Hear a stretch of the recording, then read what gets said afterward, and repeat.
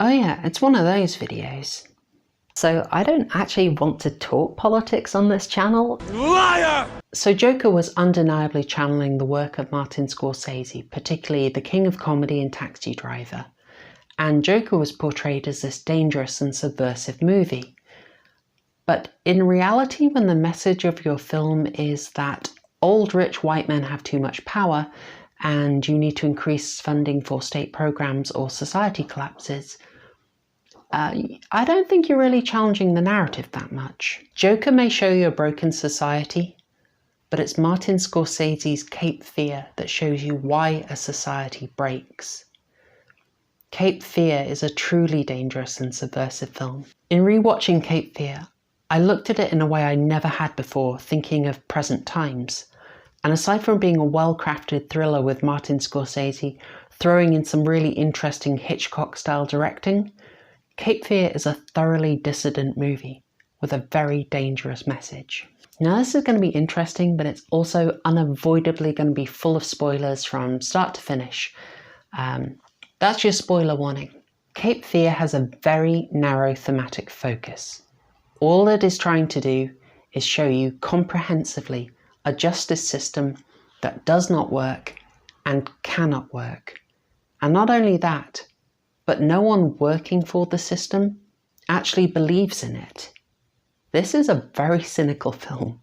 The plot of Cape Fear is really simple. Samuel Bowden is an attorney who represented Max Cady in a trial for rape and sexual battery. Cady believes that Bowden didn't represent him fairly, and so when he is released from prison, he returns to harass Bowden and his family. Cady spent his years in prison not just getting hench, but also reading up on the law and educating himself in it. And he's able to use this legal knowledge against Bowden throughout the film. You could say I'm here to save you. Check out the Bible, Counselor, the book between Esther and Psalms. This has got to be Chekhov's Job reference, right? Like, you do not reference the book of Job unless your story is putting a character's faith to the test. Now, obviously for Job, it was his faith in God.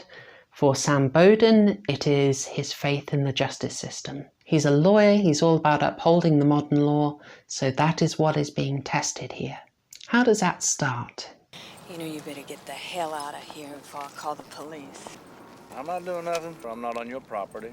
In short, Cady knows his rights. He's educated himself on the legal system and he uses it with absolute impunity. He can flagrantly, intentionally and publicly harass Bowden, and he knows it's allowed. He knows exactly where the line is. No one seeing this can be in any doubt that Bowden's being harassed here, but it's all legal. Cady is also able to commit many crimes against Bowden, notably killing their dog, trespassing, and while Bowden and the family absolutely know Cady did it, the lack of evidence means police won't do anything. That's not good enough, Mr. Bowden. Now you're a lawyer, you damn well know that. That look in Cady's eyes isn't just defiance, it's dominance. It's him looking Bowden right in the eye and saying he knows what he's doing. He knows he's winning. Now we also see Cady committing another horrible crime before the inevitable confrontation in the finale. We see him raping, beating and mutilating a friend and associate of Sam. So how does he get away with that? Cady gets away with it because his victim doesn't believe in the system. Listen to me, okay? Now look, this guy, Cady, he's done this kind of thing before. Now he's gonna do this over and over again unless you testify and we take him to court. No. You gotta press charges. No. And testify. No. All right. Sam, I know how it works. I see it every day. Only this time I'm on the other side.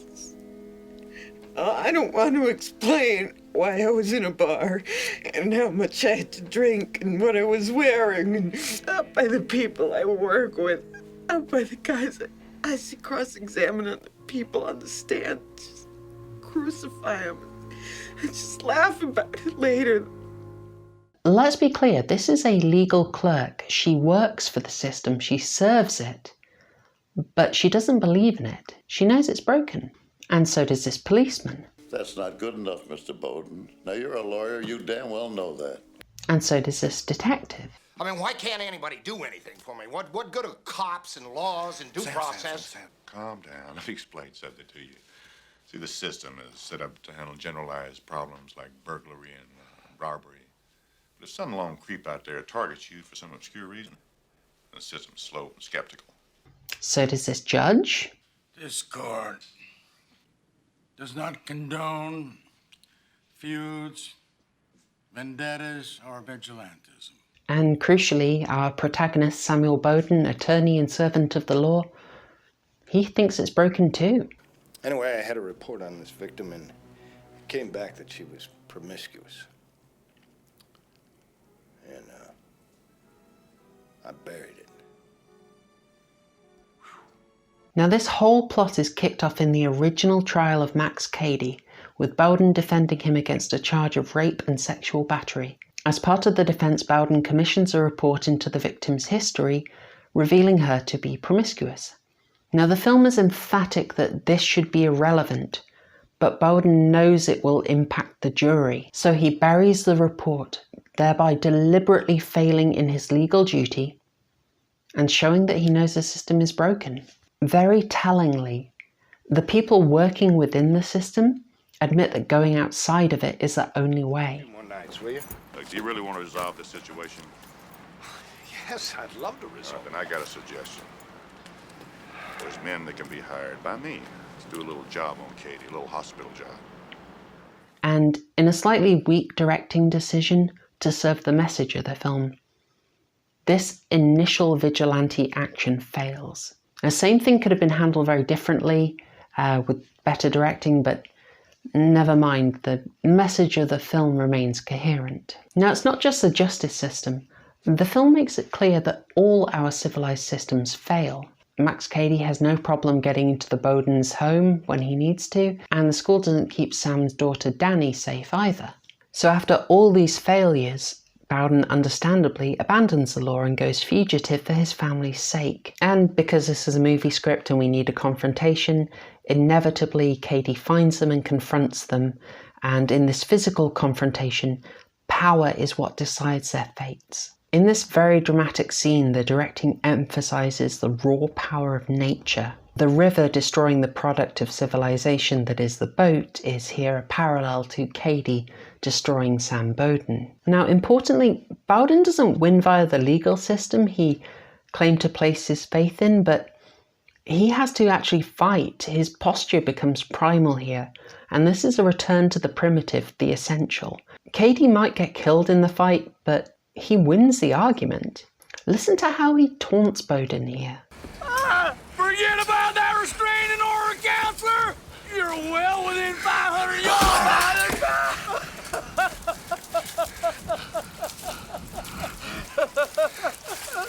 Well, here we are, counselor! Just two lawyers working it out! It's very important here that nature itself finishes Cady off, because it has to deny Bowden the satisfaction. After all, Bowden didn't win this confrontation. Where Job stayed true to his faith and won, Sam Bowden's faith was broken. Cape Fear is an excellent film, and the flaws it has are isolated and forgivable. There's a couple of weird editing decisions in the final confrontation that sort of impact on the pace and power of the scene, but it's not terrible. And we also never find out how Cady keeps getting into the Bowden household, but ultimately that's not very important to what the film has to say. Cape Fear remains an astonishing film that both honours the original cast and carries an incredibly relevant message for our time. A civilized system only works for civilized people. I mean, why can't anybody do anything for me? What good are cops and laws and due process? Sam, calm down. Let me explain something to you. See, the system is set up to handle generalized problems like burglary and robbery.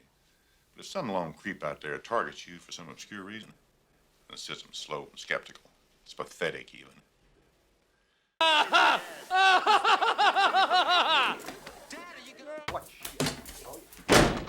I actually planned a very different video for this week, but I watched Cape Fear last night and I'm just kind of fired up because this really works as a companion piece to another video I've wanted to make for ages. It's going to be a video on a film that is dangerous and subversive in a very different way. It's essentially the evil twin of Cape Fear. 12 Angry Men. That's all from me for this week. If you like what I do, please like this video, tell other people, and do please subscribe. I'm a tiny channel and every new subscriber is an absolute delight. Thanks y'all. Tschüss. Durango 95 purred away real horror show.